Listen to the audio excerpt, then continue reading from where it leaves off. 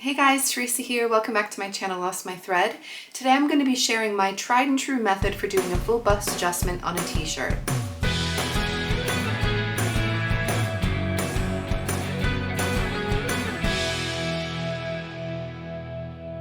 There are a few methods for doing full bust adjustments on a t-shirt, on a knit top.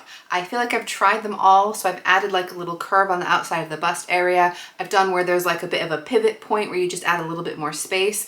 I've used just very stretchy fabric and hoped for the best, but honestly there is only one method that consistently works for me, and that is what I'm going to share with you guys today. I'm going to very quickly run through the method of how to do a full bust adjustment before I get to the process. If you want to skip ahead to the process because you already know, you can use the chapters down below. I have also done a YouTube Shorts that is really quick. If you just want literally the steps, I'll put a link up here and down the description box as well. That can also be a useful reference if you want to try this method later on as well. There are two measurements you need to take in order to find out your sewing bust cup size, your high bust and your full bust. To take the high bust measurement, you take a tape measure around your back. You're putting it just under your armpit, straight around the back, and then angle it upward here above the bust line. The idea is you're trying to measure straight up onto the rib cage, and all the fleshy part of the bust is below that line. I have heard some people say that you should always do that measurement without a bra on. I have done that before and found that things were a bit tight across this area. I think you want to be sizing it for what you're going to be wearing. So if you're going to be wearing a bra, I would always take this measurement with a bra on. The full bust then is meant to be a horizontal line parallel with the floor, going straight around the fullest part of your bust. You then subtract the high bust from the full bust, and that measurement will give you an indication of your sewing bust cup size. Most sewing patterns, if there is a 1-inch difference, will call you an A cup. 2-inch differences are a B cup. C cup is 3 inches, D cup is 4 inches, etc. My high bust is 36 inches, my full bust is 40 inches, so I have a 4-inch difference, which means I am a D size sewing cup. The next thing you need to do is find out what bust cup size your pattern is designed for, which is easier said than done in a lot of cases. Most Big 4 and indie patterns are made with a B size sewing cup, a 2-inch difference between the high and the full bust. But you might find if there's different split size ranges on some indie pattern companies, the larger sizes have a D size sewing cup, whereas the smaller ones have a B size sewing cup. I would always look at the instructions and on their website to see if there's information about that particular company's sizing. If you are really struggling, I find just doing a quick Google search for bust cup size and the name of a pattern company will usually bring me the result I'm looking for. There are also sewing pattern companies that do a variety of bust cup sizes, so if you don't want to do a full bust adjustment, those are usually pretty reliable as well. The pattern I'm going to be working with is the Freya sweater from the Tilly and the Button stretch book. That comes with a B size sewing cup, a 2-inch difference between the high and the full bust, so I'm going to need to do a 2-inch full bust adjustment. To pick my size for the pattern, because I know it's a B size sewing cup, I'm going to be looking for something that is 2 inches smaller than my full bust size. And I know that's going to fit then the high bust area, but I'll need the extra width in the bust itself. I trace my pattern piece out on tissue paper, which you might want to do, or you might just want to go ahead and work with the pattern pieces that you've got. I find it's useful to mark the seam allowances on the pattern pieces because you will use them for folding and for pivot pieces later. You're going to need your bust apex marked on the pattern piece. That is the fullest part of your bust. Some patterns might come with a mark for that, but that is not necessarily going to be the same on your body, so it's always more accurate to double check it.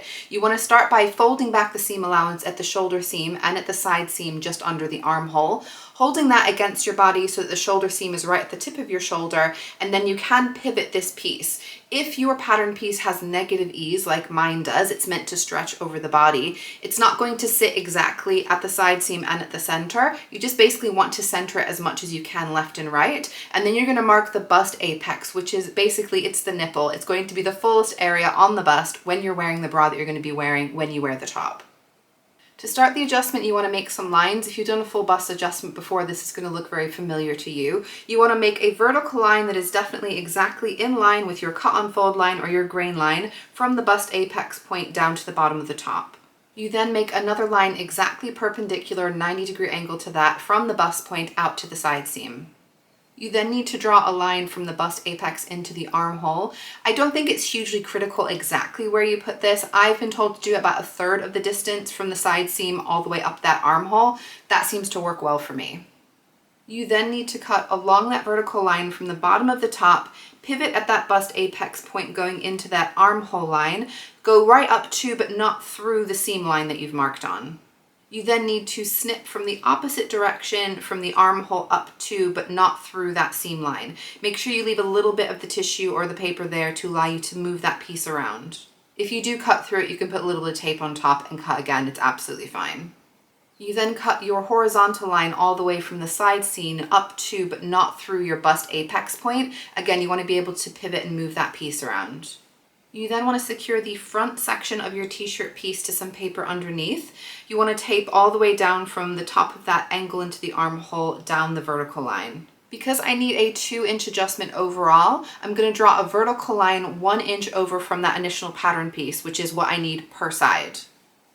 You're then going to shift and pivot the pattern pieces around so everything's sitting nice and flat, and your other vertical line is now lining right up with that 1 inch mark.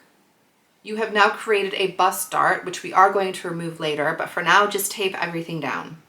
You might notice that the inside of the armhole is now overlapping, but because we haven't cut through the stitch line itself, we know that the stitch line is still going to be the same length and will still match up well with the sleeve. You then need to connect a line between the bust apex and the lower leg of the dart that you've created. In order to close that dart, you then need to cut again along the vertical line that goes from the bottom of the top up to the bust apex, up to but not through that point, and then from the side seam again straight into but not through the bust apex point. You then pivot the pattern piece to close your dart and bring those two sections of the side seam together and tape that down. From the outside of the side seam, you need to snip up to but not through your side seam line. And then from where your bust apex is, you need to cut again along that line from the bust apex up to but not through the side seam line. You then pivot that side piece back so that the seams realign at the center. You have then closed the bust dart to maintain that 1 inch space that's now going to be from the bottom of the top up to the bust apex and then eased out into the arm seam.